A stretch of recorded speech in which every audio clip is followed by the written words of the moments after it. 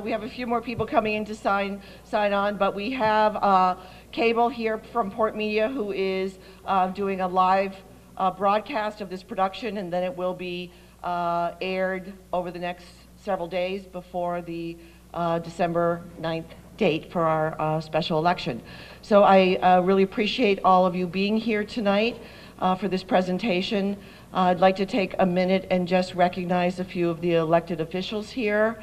Bob Cronin, Ward 3, is here. Megan Kinsey, at large. Other city councilors who are here? No, we have just two. Our superintendent, Tom O'Brien, our city council president. How could I miss Tom O'Brien? Thank you, Tom. Glad you're here. And we have Susan Vaccaro, our superintendent, who is here with us tonight, too. And before we get started, I would just like to take a minute to acknowledge all of the amazing coaches that have been working with us for many years on our field space project. So I know football's here. Where's football? Ed, thank you. Congratulations on your win on Saturday. We appreciate that. And I've already worked out my 3 hours of community service from Mayor Gray for losing the game. Yes. We have track is here. And I know, great job. We're so proud of you. Cross country. Yeah. Again, very proud of you also. Lacrosse. Yeah. Soccer. Yeah. Hockey, am I missing anybody? Hockey, okay, good. Who am I missing? Field hockey. I'm saving the best for last. Baseball, yeah. Really important. So thank you all for being here. And I'd like to just take a minute and introduce our head table here. And Lise Reed, our parks administrator, who will be doing the lion's share of the presentation. At the end, we'll leave time for questions. Bob Clark, who is our athletic director, as you know. John Perry, who is working as a consultant on our field space with us. He'll be here to answer questions. And of course, Steve Burkholm, who is our facilities director, and Ethan Manning is the city's finance director, who will be here to answer any of the financial questions. And for those of you who don't know me, I'm Mayor Donna Holliday. So without further ado, I would like to take this moment to have members of the cross-country team, the coach, Don, come up and speak because they have a very important banquet tonight.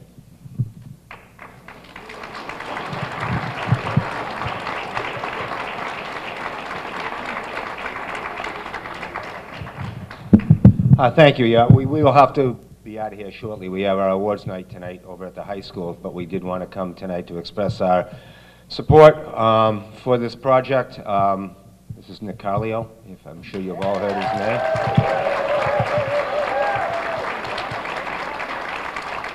And Nick is, I'm sure you've seen his name in the paper. He's had an outstanding career here at Newburyport High. And he'll tell you in a minute, as along with myself and Coach Tim Foley, the track coach. Tim and I have been coaching for 30 years here, track, I've cross country, but track together. And we've had a great tradition. We've had great successes and whatnot, but the wins and losses and championships are really not what it is all about. It's about providing the facility and the opportunity for the kids in Newburyport to be able to compete at that level. And right now we can't. We have a track that's not usable. It's really a sad situation and kind of a shame that such a great program doesn't have a facility to compete on. So we certainly hope that next week when the election comes that the public will see fit to go forward with this and allow these kids to have the opportunity to do what they do and bring a lot of pride and whatnot to the community. So Nick, I'm sure I have a couple of words to say also. I threw this on him like 1 minute ago, so.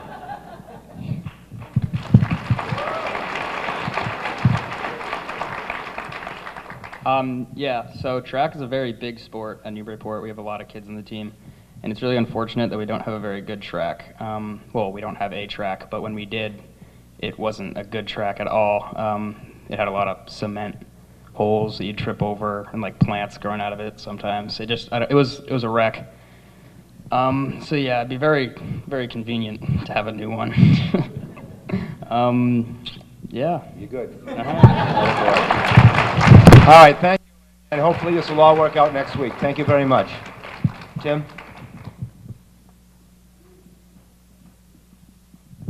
I'm Tim Foley. I didn't get dressed up as nicely as these people did. Donnie and I have been coaching together for a long time. I started in 1981. I was an assistant coach, and we were at the old track going around the football field, and that was voted the worst track in the history of the world. And then we were blessed in 1984 and finally got permission to run on Fuller Field in 1985, and it was a joy to do it, and we had some fine performances. But as both of these individuals just spoke about, we're in a safety issue right now. We are allowed to practice on it, which is a bonus for us because it's not a very good situation. But right now we have the worst facility in the Cape Ann League. Pentucket's just got a new one. Triton is working to get a new one. But all the other places have brand new facilities, and it's paramount right now that we get a new facility for these kids. And I know it'll all work hand in hand. Lacrosse picks up a field, soccer picks up a field, football stadium gets rebuilt, the baseball stadium, the new field. Everybody needs these things. These are kids. We're in education. Education is for well-rounded individuals. Many a student we've had who run for us or play baseball for anybody else from Elephant or any of those guys. Colleges always said they want a well-rounded individual. It's great to have a great student, but you want to have a student athlete, a well-rounded individual. And I think by passing this will be a big point for everybody to step up and say, we did something for the kids. So this is what it's all about. It's all about the kids and safety, and we thank you and appreciate your support. Thank you. Appreciate that, Tim.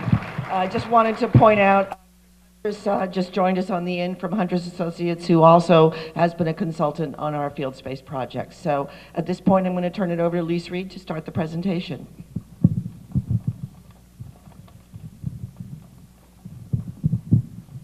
Hi, everybody. I'm Lisa Reed. I am working on a number of athletic field projects in the city, in addition to the track facility.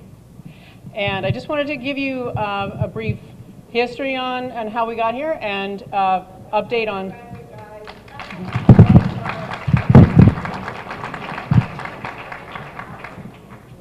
an update on where we are with those projects.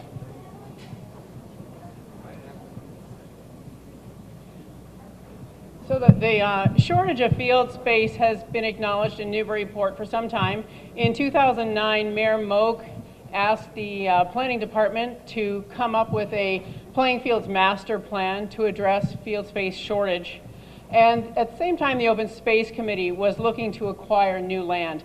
They did find one parcel which they worked on acquiring. That project was stymied for various reasons. Then in 2012, Mayor Holliday asked me to assemble a task force to look at field space needs and look for solutions to those needs. So the group looked at current field conditions. We assessed current usage and needs, and we also looked at land acquisition. In 2013, the Field Space Task Force issued their findings report.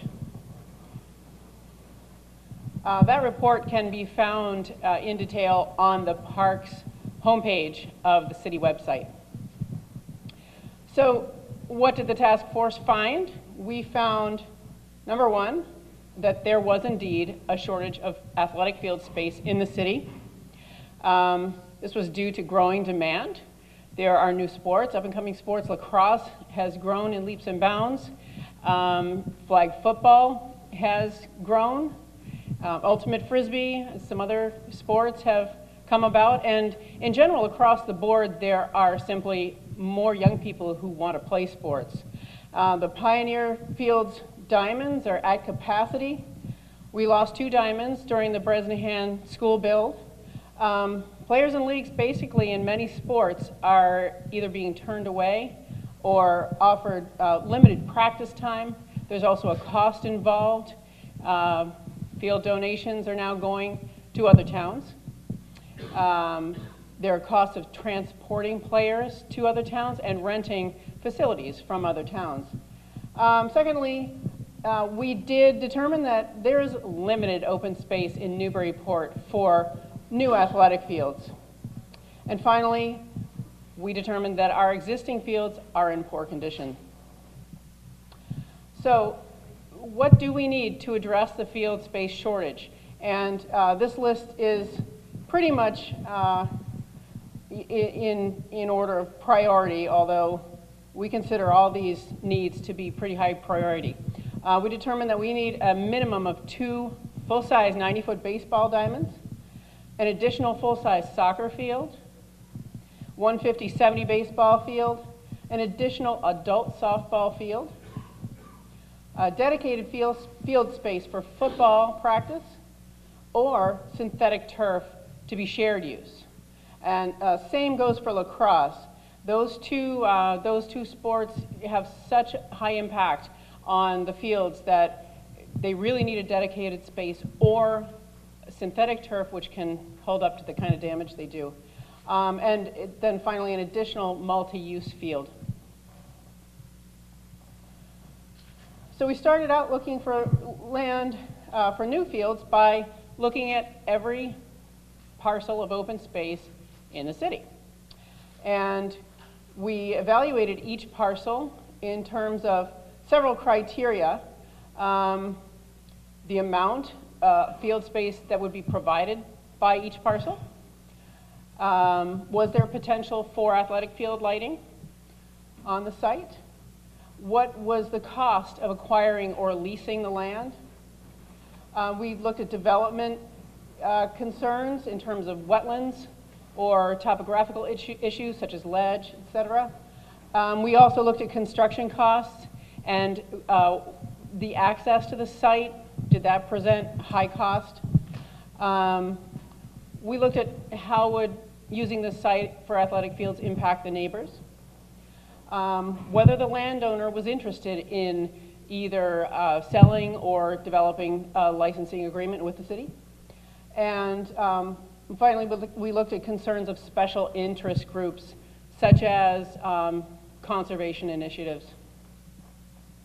And basically, I believe this is 28 sites that we came up with as potential.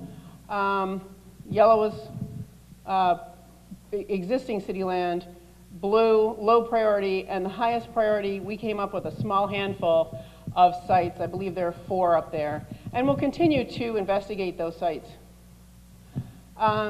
Finally, field conditions are poor, basically for 2 reasons.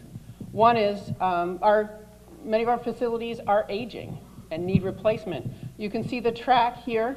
There's a big chunk out of the side. And that's just one example of the many ways in which the track is deteriorating. There are, as you heard, plants growing out of the track, big gouges out of the, throughout the lanes.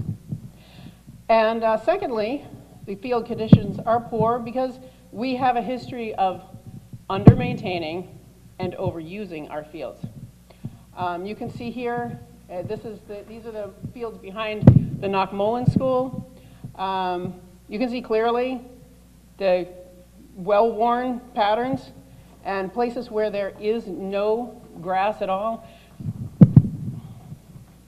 Those areas present hazardous conditions for players. They become very compacted and falls can result easily in injuries.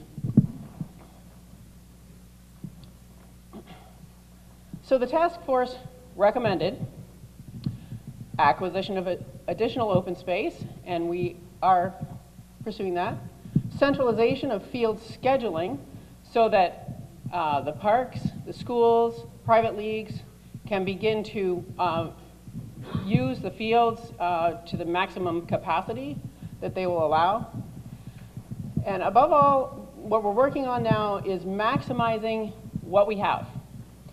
That involves improving the existing fields by reconfiguring them, if necessary, to better use them, renovating them to make sure that they're safe, and increasing maintenance. So on that last note, these are the 6 areas where we're starting with field improvements. And first is Knox School Fields, renovating and redesigning that. So we're reconfiguring it to upgrade an existing ball field to a 90-foot diamond, and also improving the multi-use field quality. The Bradley Fuller complex, where the track is, we're addressing drainage issues on the north field and addressing safety issues at the track. What we term Cherry Hill Parcel B is a Newburyport Youth Soccer initiative to build another full-size soccer field at that facility. And we're supporting that. Not only does it serve the growing demands of the Youth Soccer League, but it also will alleviate their use of Fuller Field, allowing for other sports groups to use that field more fully. The high school World War Memorial Stadium renovation involves removing the north side grandstand, widening the field, and installing synthetic turf. Mosley Woods Lawn is a great place to accommodate a full-size flag football group. They were there and are currently out in Salisbury.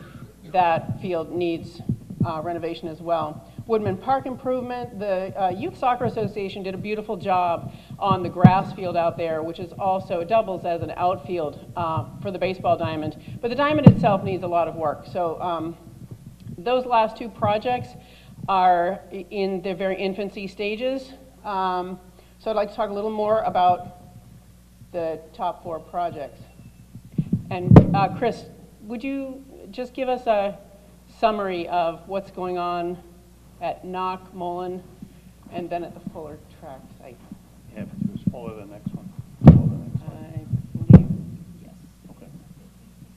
I'll look for help if I need it. Thanks, Lisa. My name is Chris Huntress. I'm with Huntress Associates and Huntress Sports. We're landscape architects out of Andover. Thank you very much for having me here tonight. What I would like to tell you is that what you've heard about tonight are all the things that are wrong with your athletic facilities. We do work all over New England, really. You're not alone. You know, many of these communities have facilities that need upgrading. The fact that you're addressing it speaks to your character and to the dedication of your staff. So we've done several projects, including Cherry Hill and the original Perkins Park way back when. Over the course of the last year, we've been working with Lisa. This is a graphic representation of what a 90-foot baseball diamond would look like behind the Knock Mullen. This is a regulation 90-foot baseball diamond. It would be terraced into the hill above. Is there a laser pointer? Where this would be a cut condition up through here, and much of this would be at grade in its present condition. There would be a retaining wall built along this lower area, which would have a bit of a lift.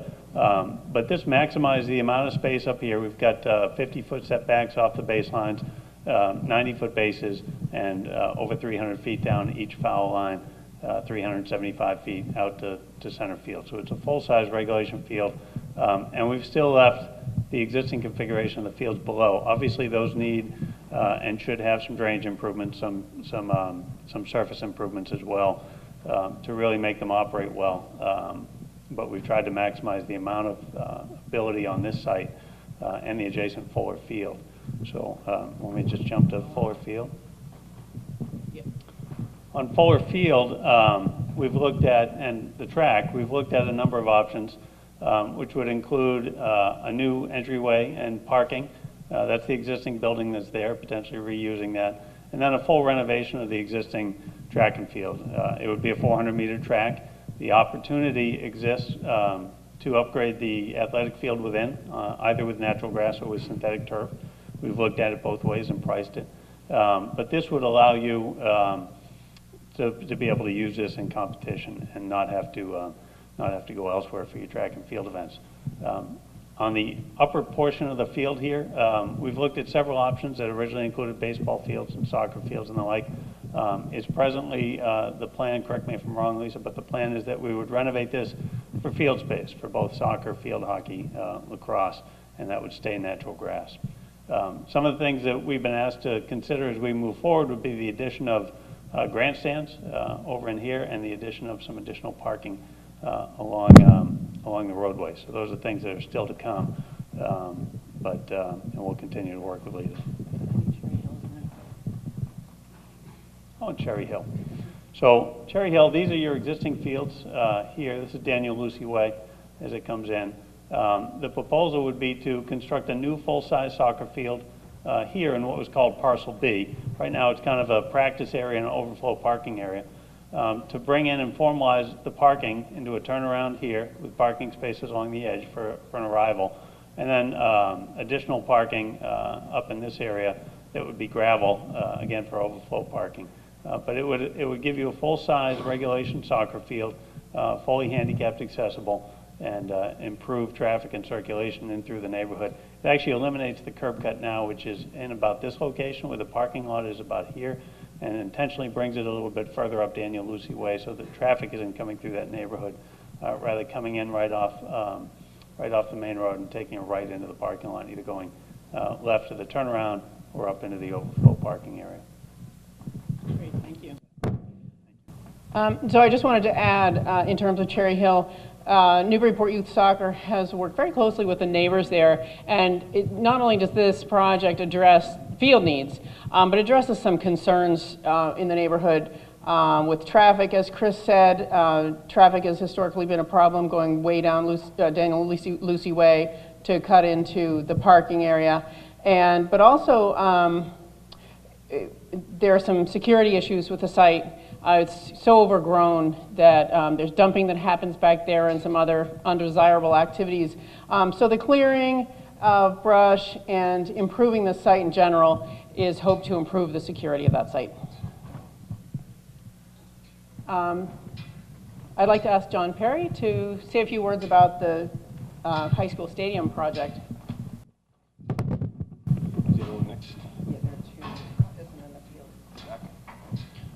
My name's John Perry. I'm with Gale Associates, also a consultant with the city, and we've been working with the city for a few months now on the stadium renovation project at the high school.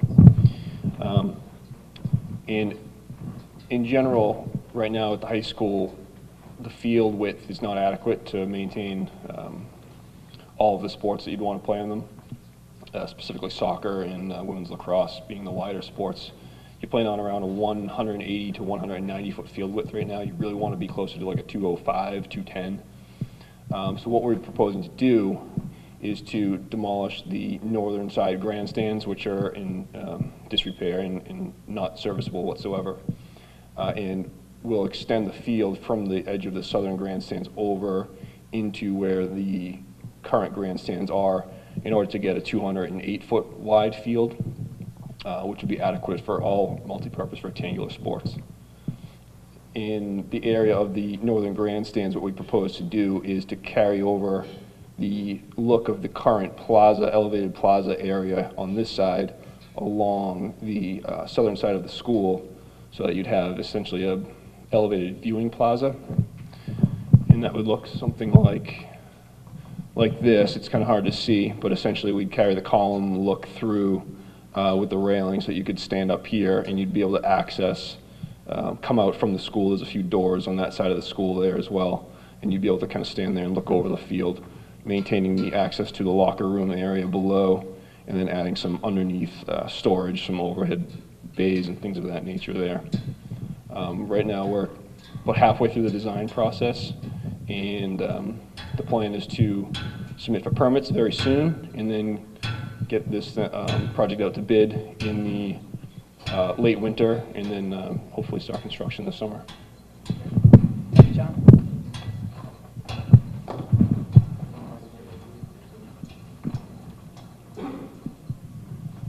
So this schedule is probably a little difficult for you guys to read, but I'll walk you through it. When are all these projects intended to happen? The top project in green is the Cherry Hill soccer field project. So design and bid will happen this winter, with construction starting this spring of 2015.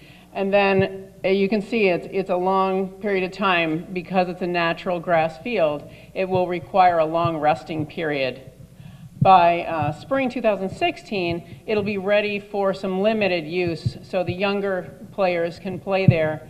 And then by fall 2016, it should be fully usable. Next project down is the stadium project. And as John said, we're halfway through the design phase. It'll go out to bid this winter. And the exciting thing is that the entire demolition of the grandstands and build of the field can be accomplished next summer so that we don't displace any athletes, we don't lose a spring or a fall playing season, and we don't disrupt classes. Next down we have the build of the 90-foot baseball diamond at the Knock. We intend to have, again, pretty much the same schedule as the stadium. So we would start design of that very soon and plan on construction in summer of 2015, so this coming summer. Again, you see a long resting period because this is a natural grass field. It's a seeded field. So next down we have the Knock Mullen multi-purpose field has to be done separately because we can't have both those spaces offline at the same time and still accommodate the athletes that need to use space. So we are intending that project would begin in spring 2016, and if we plan to use sod so that the field can be ready for use by the time football practice starts in late August of 2016. And then finally, the Bradley Fuller Athletic Complex. The design and bid process would start next fall of 2015, with a plan to construct it in the summer of 2016. This schedule reflects a synthetic turf field, so there is no resting period. So if we go that route, which we hope to do, then all fields would be online by fall 2016. And finally, to address the need for taking care of all these projects we plan to do and making sure that our fields stay nice as they are when the projects are first finished, the schools and city staff are teaming up to have a renewed focus on field maintenance. We're looking at joint contracts for parks fields as well as school fields. We are better tracking league donations to make sure that those donations made by private leagues and other field users are 100% guaranteed to be applied to field maintenance of our fields. So what is the cost and where is the money coming from for these various projects? The Cherry Hill soccer field is about $625,000. NYSA is taking up, that's Newburyport Youth Soccer Association, is taking up a little more than half of that. They've already invested about $25,000 in design. We have $184,000 from the Community Preservation Committee grant from 2013 and 14, and we intend to apply for a CPC grant in the amount of $116,000 this winter. The World War Memorial Stadium renovation is budgeted at $2.2 million, and that is fully funded thanks to Institution for Savings grant of $500,000. Restore Our Port Pride has raised close to $11,000. A city free cash request of $200,000, and the Community Preservation Act funding award of $1.5 million. So finally, these two projects, the Knock School Fields, Baseball Diamond, and multi-use fields. There's a range here. Originally, renovation was estimated at $766,500. Depending on the cost of renovating the multi-use fields, the price tag could go up to as much as $1 million. That would involve sod and depending on how much excavation and new loam is needed. Then the Bradley Fuller Complex, there's also a range. Originally, what we had intended to do was to renovate the track at its current footprint, which is 6 lanes. However, we are now looking at bringing it up to a level that meets state championship standards, which is a level that our track and field teams really are worthy of, and would allow us to host a state championship in the future. So that would involve an 8-lane track, so it would increase the footprint. It would involve additional parking, spectator amenities, and so that could bring the price tag up to as much as $2.5 million. So we're still looking at a range there. Funding for those 2 projects are coming from reallocation of Bresnahan School building funds at $1.7 million, and private fundraising efforts, which would be anywhere from $67,000 to $1.8 million. So now I would like to invite Finance Director Ethan Manning to explain a little more about what we mean by the reallocation of Bresnahan School building funds.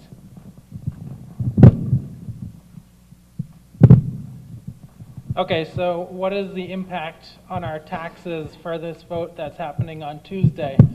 You may recall back in 2012, when we went to the voters for the initial debt exclusion for these 3 projects, the Brez, the Knockmolin, and the Senior Community Center, we estimated that the average tax bill impact would be $340.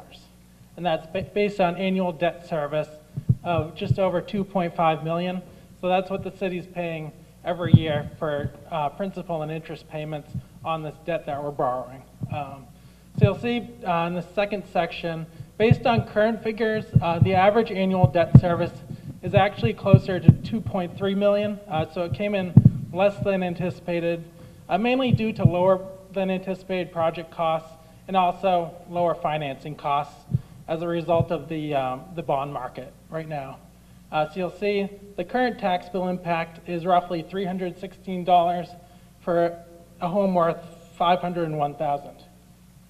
So you'll see the difference between the original and the current. That's the $24. The proposed $1.7 million debt exclusion would result in a $19 impact to the average tax bill. So you'll see down at the bottom, the net would be $335.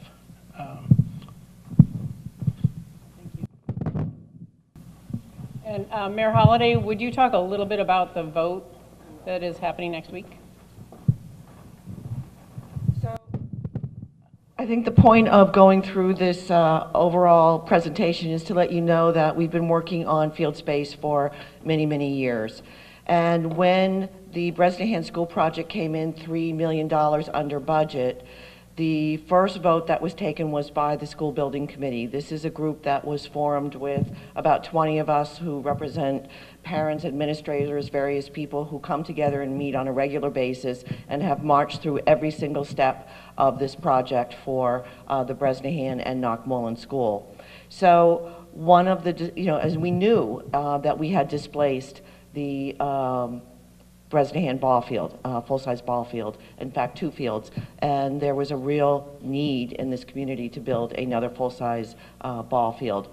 So we talked a lot about, met with coaches, met with people from Restore and Port Pride, and we made a decision with all the coaches that first and foremost we would work on the stadium. And we were able to, with the help of the Institution for Savings, as well as Restore's efforts in fundraising, even though currently there's about $11,000 in the bank, we can't forget that this is phase 2. We've already done the upgrade to the Newburyport side, and that was for the efforts of Restore that raised over $200,000 about. So, I mean, we're continuing to do these types of fundraising. So now we have the support of the Community Preservation Committee, and we're able to take care of the high school field, which, again, as you heard, will begin in June, and that we're in partial design at this point. It will go out to bid soon.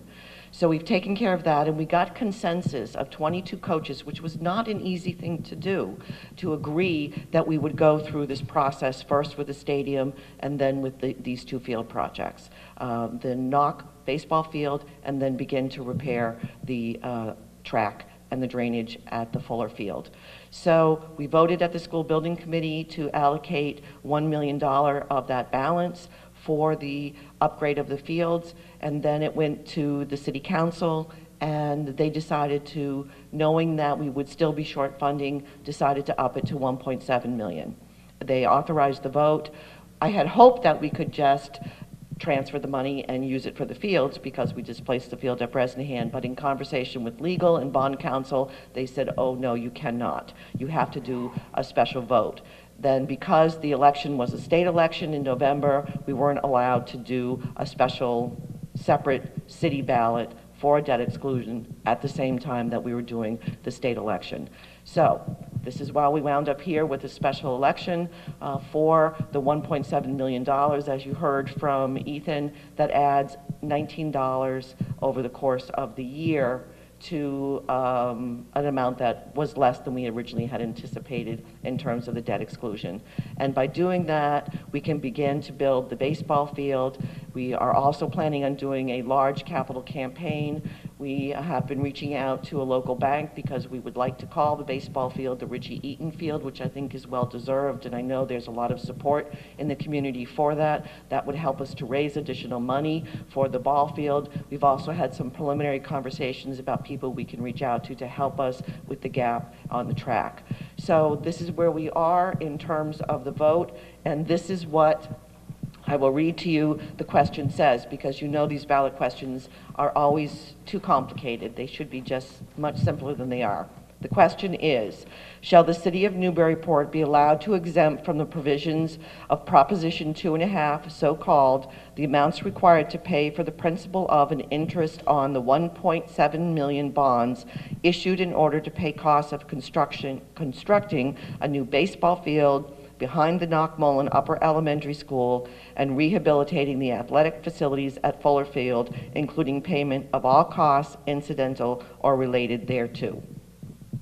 So basically, the vote on Tuesday, if you vote yes, you're agreeing that we will be allowed to use $1.7 million to begin the upgrade to these very needed athletic facilities, not only for the students. As you know, so many of our students, I think it's something like 68% of the students in the high school, is that close, Bob, are engaged in athletics. That's huge. And never mind what's happening in the community, but look at the Fuller Field, how many, and Knockmullen, how many community groups use those fields, and every day you see people using, from the community, using the Knockmullen.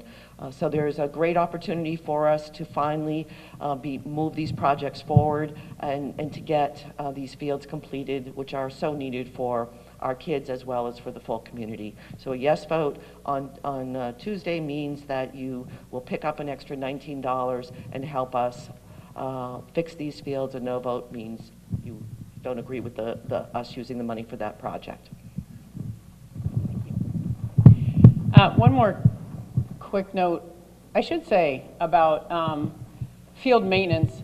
It's not completely accurate to say that all our fields have gone to wreck and ruin. There are two public-private partnerships that have worked very well in the city. One is with the Newburyport Youth Soccer Association, the other is with the Pioneer League. They maintain their own fields, and their fields are in beautiful condition. So we're going to work on all the other fields now. So right now, I would like to open it up to questions and comments.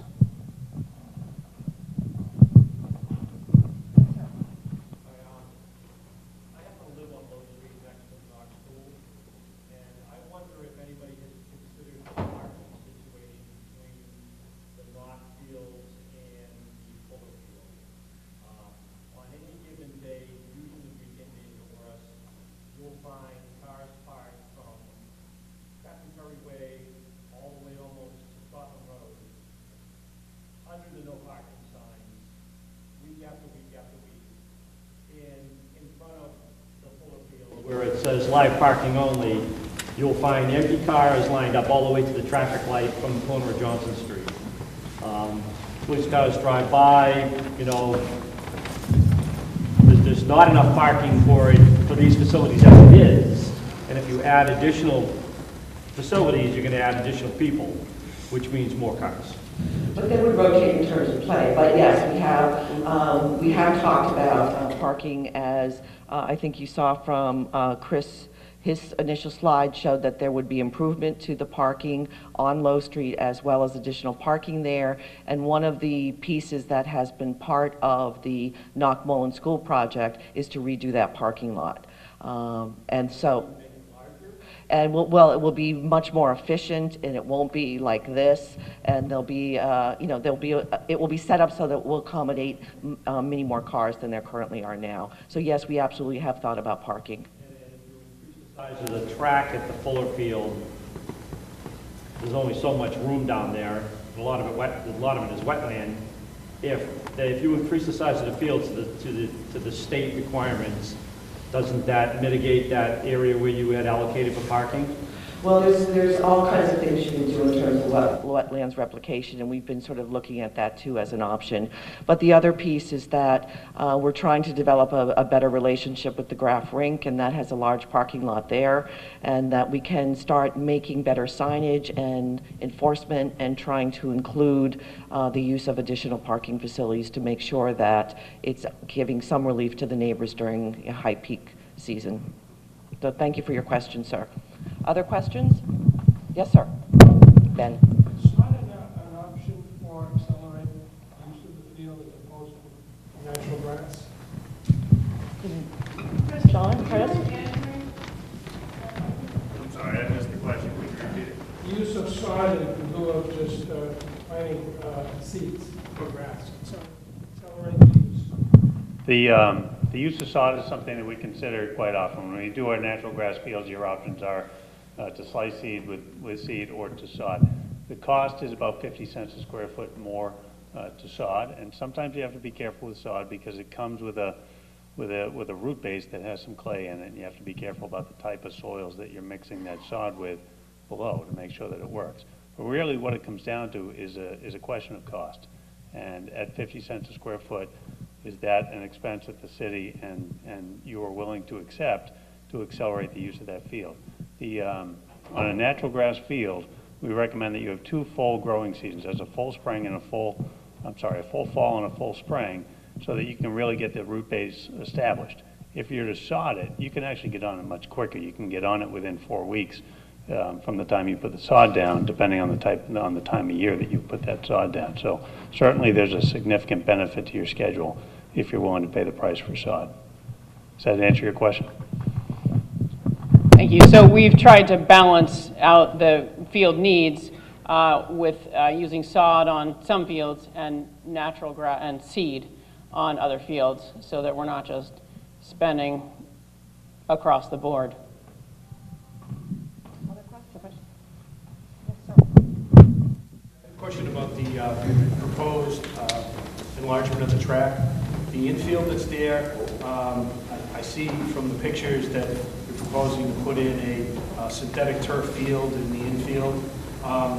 Would the enlargement of that track accommodate an infield for a standard field for field hockey, lacrosse, soccer that is a 60-yard by 120-yard field, or is it going to be like it is today, 48 by 87 yards or so, something like that? The expansion of the track and field would certainly be able to accommodate a full regulation soccer, football, field hockey, and lacrosse for both men and women. When you work inside of a track, you are more challenged than when you don't work inside of a track. Our goal would be to get you out to a 205, 210-foot width of that soccer field, as John had mentioned, to try and get you to the point where you're playing regulation. Regulation soccer is the one that is the most challenged because they really play to that full width. And regulation ranges from a minimum of 180 out to 225. So the goal would be to get you to over 200. But anything over 180 is really considered regulation. Does that answer your question? I guess I just want to put something into perspective from the baseball point of view. So since the Brez project, we've obviously eliminated a field. For the last 2 years, the JV and the freshman squads have been going down to Pipe State, which is in West Newbury, which, you know, it's been kind of a struggle in itself with transportation, getting all the players there. You know, if the kids have to stay after school, how are they going to get there? But I'll give you one kind of story so you can kind of see how much of a struggle it is. Last year we were playing Rockport, and obviously coming from Rockport, it's a little bit of a trek. But we also had to be off the field in West Newbury at 5 o'clock, so the West Newbury Babe Ruth field, the Babe Ruth team could use that field. So by the time Rockport got there, it was 3:45, and we had to play the game with a 1-1 count. So it doesn't really do the kids justice in the sense of a 1-1 count, trying to teach them the game and how to understand, how to move along the bases. So I'd rather just give a perspective of what we've kind of been going through for the last few years. Thank you. I can add at least. The secondary impact of that is they needed additional space on Perkins and other fields, which impacted the Pioneer League. So everything has a ripple effect.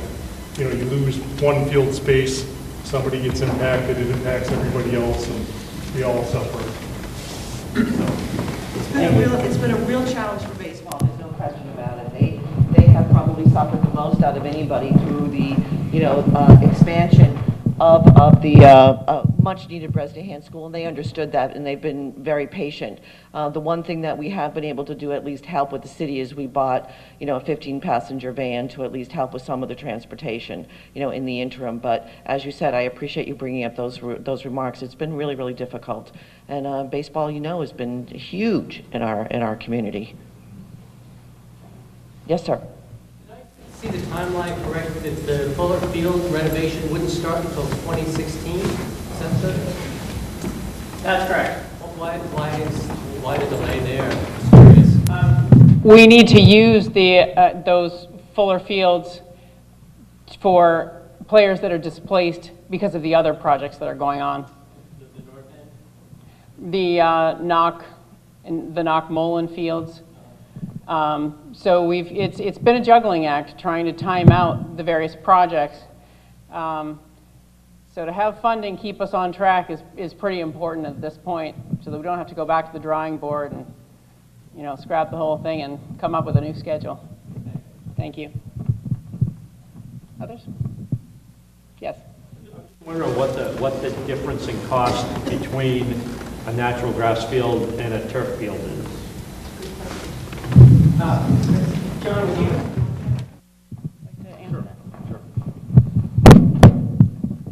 Typically, for a full-size natural grass field, you're looking at around $350,000 to $400,000 if it's an amended root zone with irrigation. And for a synthetic turf field, you're looking somewhere in the range of $800,000 to $900,000 for that field. So it's about double. Where you kind of almost make up for that cost over the life of those fields is in the maintenance. You're paying around $25,000 a year or so to maintain a well-built natural turf field. And to maintain a synthetic turf field, you're paying around $2,500 a year. So over the life of those years, over the life of those fields, you don't quite make up for those costs over about a 15-year period. After 15 years, 10 to 15 years, you need to replace the carpet of your turf field. But it almost breaks even in the end. Just secondarily, wouldn't you be able to get more usable time out of a turf field with no periods of recovery and That's correct. Field conditions, you'd be able more playable on more days of the year? That's correct. So the cost per use, the comparison really isn't even close, because you can get 2 to 3 times the amount of use out of a synthetic turf field if it's lighted and things like that. We wouldn't cancel Thanksgiving football.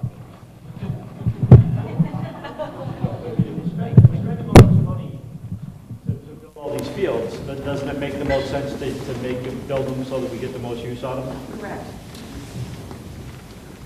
That's why I think we've identified the high school for turf and inside the track for turf, just for those reasons. But again, turf is expensive, and so there's only so many turf fields that I think we can build at this point, because we still have a gap, even with the 1.7 funding and what's happening at the stadium. We still have some fundraising that we need to do in order to make the gap for both Knockmullen and for the Fuller Field project. Ben? Can you speak about the safety aspects of the synthetic surface?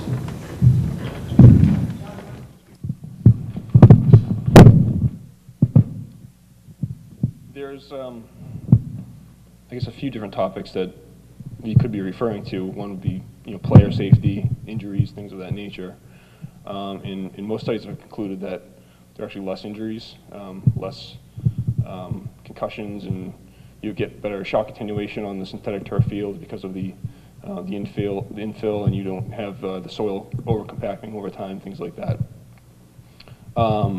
There are environmental studies have been done, health studies and things of that nature. So I can answer your question in a few different ways, I guess, but there have been studies on all spectrums of concerns, and to our knowledge, there haven't been any definitive, conclusive studies that show that there are detriments to the environment, things of that nature, based on synthetic turf field with water quality, runoff, things like that. Does that answer your question? Specifically, are those concerns to us as citizens?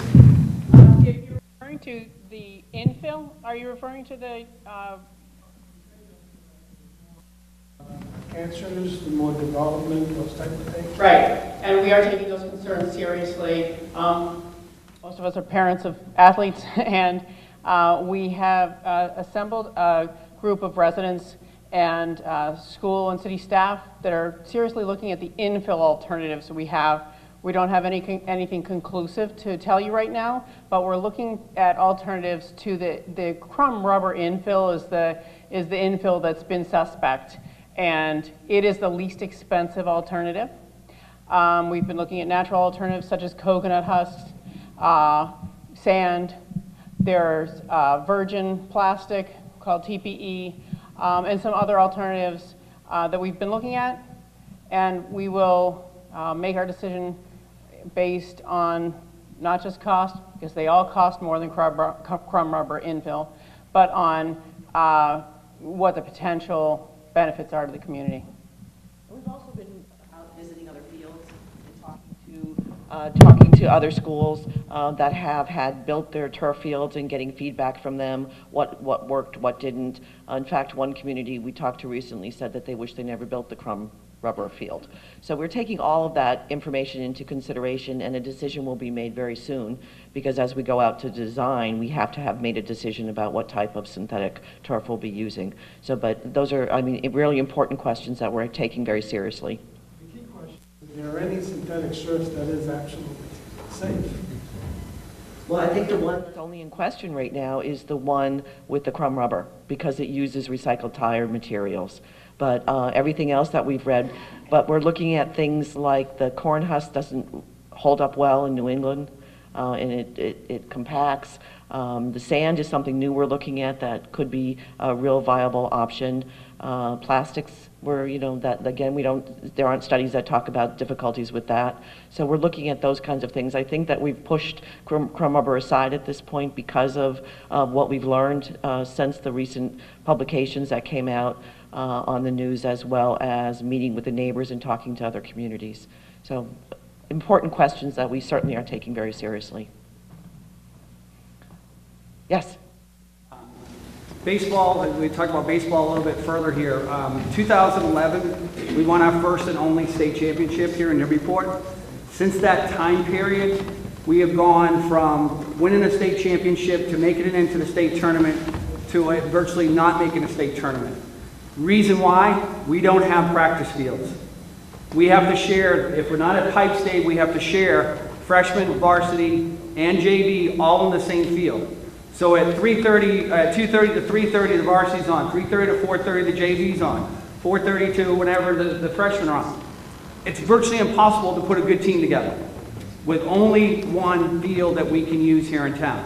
And then, as Kyle said, going to West Newbury, trying to get kids that do not drive Families are working, trying to get their kids there on time, and having very strict ways that we can use it and when we can use it and when we can't use it, have to be off the field at a certain time. We're virtually getting nothing from our baseball team right now because they want to be there and we can't. We got no place for them to go. And we really need this to go through. Other questions, comments? I wanted to just give the perspective of someone who's been doing this for a very, very long time. I was on the school committee in 2001 when we did the debt exclusion for the high school project. And there was a lot of discussion at the time about adding a stadium into that cost. And we didn't do it because we thought it would be too much of a tax burden on the voters. So we find out afterwards that we really need to do our stadium. We need to do our football field because if you can't use it, you can't play on it. For 11 years, we raised money to do that stadium. So if we're finally there, but if we think there wasn't a dollar cost with that as well as a player cost similar to what baseball is going through right now, we're fooling ourselves. We have this amazing opportunity right now to spend less as taxpayers than we voted to do in the debt exclusion and get so much more.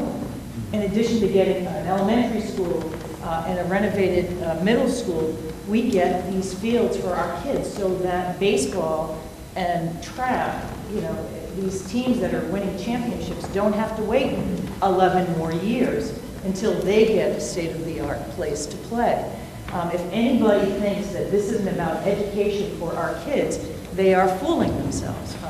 I think Tim made a really, really great point that our kids are well-rounded because they do all of these things well, because we're giving them not only great schools to learn in, but great fields to have an outlook for and to be a well-rounded athlete. So to me, $19, actually saving money, as we start up there, saving money for what we committed to do on a debt exclusion and getting all of this is a no-brainer for me. So that's how I feel. I hope we all go out there and make sure that everybody gets out there on Tuesday and does this for our kids.